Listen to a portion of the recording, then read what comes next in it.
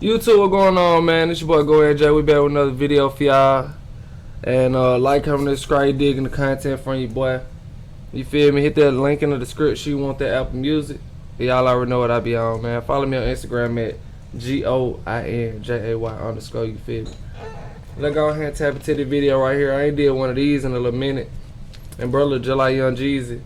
Both of them. But, you know what I'm saying? I ain't did one of these videos right here in a minute.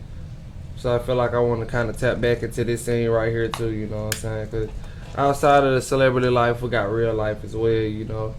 And so they're going to tap back into, you know, everyday life, man. But it man look just like, it look like milk does, bro. We're going to get started, and we can get started with introductions left to right.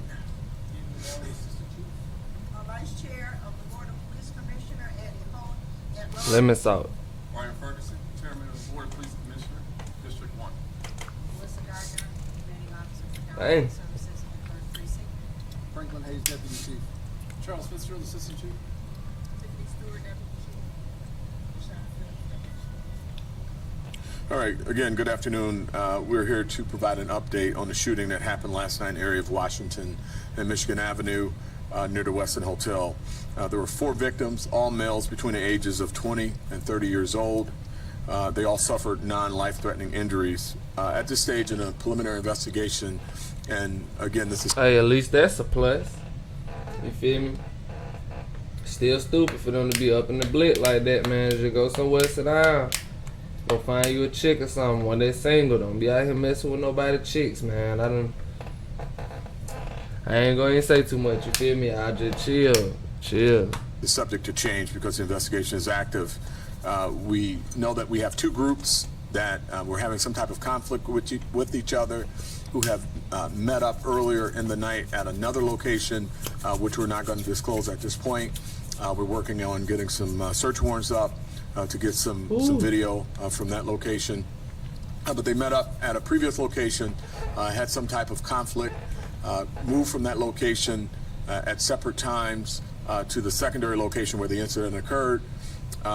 We also believe that the vehicle in question that you're going to see here in a moment was waiting for the victims to arrive several minutes prior to their arrival and parking across the street. Let me say that this incident is directly attributed to the conflict that they are having with each other. It has nothing to do with the hotel, no visitors at the hotel, no businesses located in the hotel, and not the hotel itself. We had a strong police presence last night.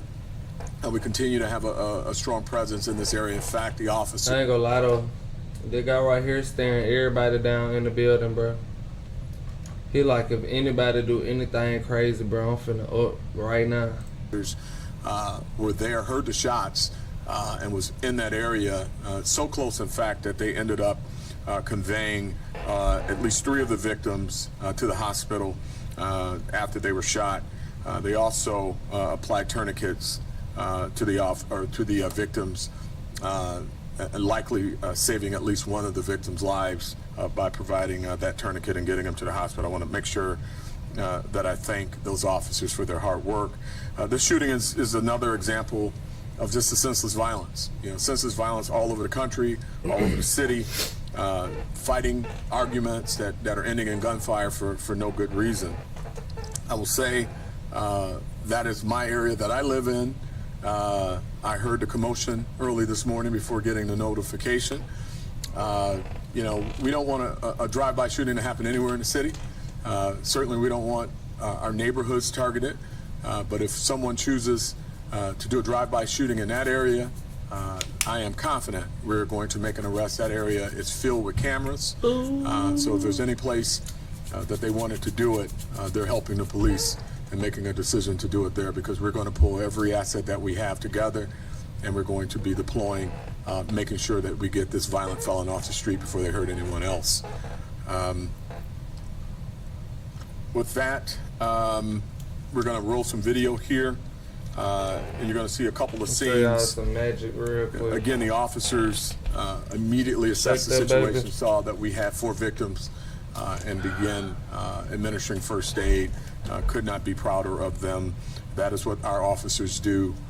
They immediately flip into that life-saving mode and get folks help, and that's something that should not go unnoticed. But with that, let's move to the video, and to provide you some background, you're going to see the suspect vehicle, and you're also going to see the victim's vehicle as it pulls up, and this is in fact the victim's.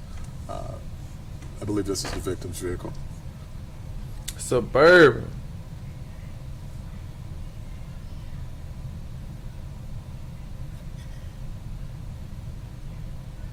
Oh yeah, he definitely hit my boy. He got out doing that. I said right foot creep. Oh, walking with that heater. Look around, stay low, make sure down. Look, one more time. He got out that baby doing the right foot creep. Oh, walking with that. Real tall. And that done hit the it done ran into the back of the other cars too. That's crazy. that's crazy though.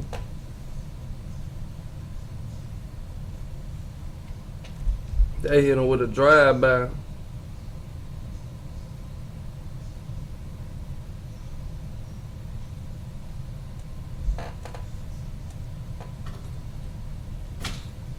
How many people was in there?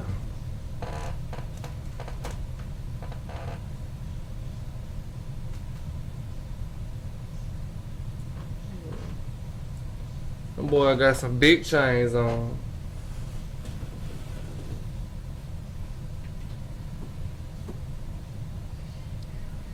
We have an angle on the suspect's vehicle, a secondary angle. So I've been seeing these gel blaster searches all over my TikTok, so I think it's about time to try it. We might have a blaster battle.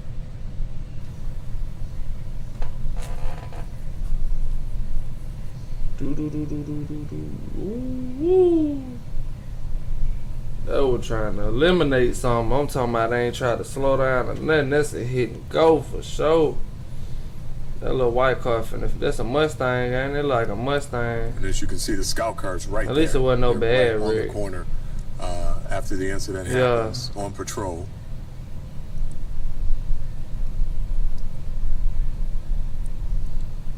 And they actually heard the shots.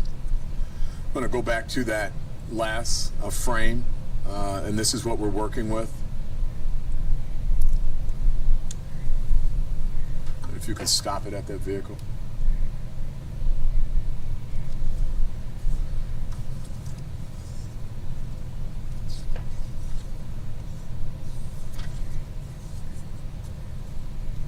That is a Durango or a track out?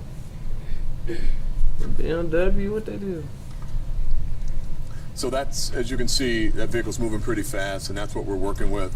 The good news is there are a lot of camera assets and other opportunities to identify that vehicle in that area and their pathway, and that's what we're working through now with our detectives to see the path of escape and to track that path of escape and identify that vehicle. But if anyone in the community knows who that is, we're asking that they assist us. If anyone saw that plate, saw that vehicle leaving the area around They got the top of that mud midnight smoking this morning, we would ask that you notify the Detroit Police Department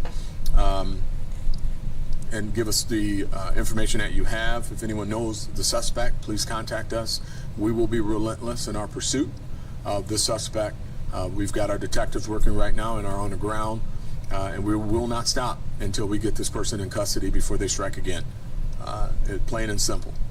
So with that, we will take any questions.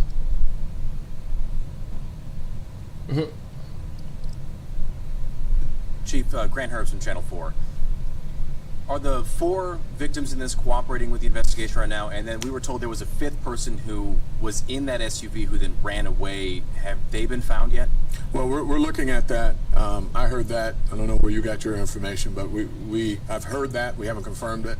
As far as cooperation, a couple of them in surgery.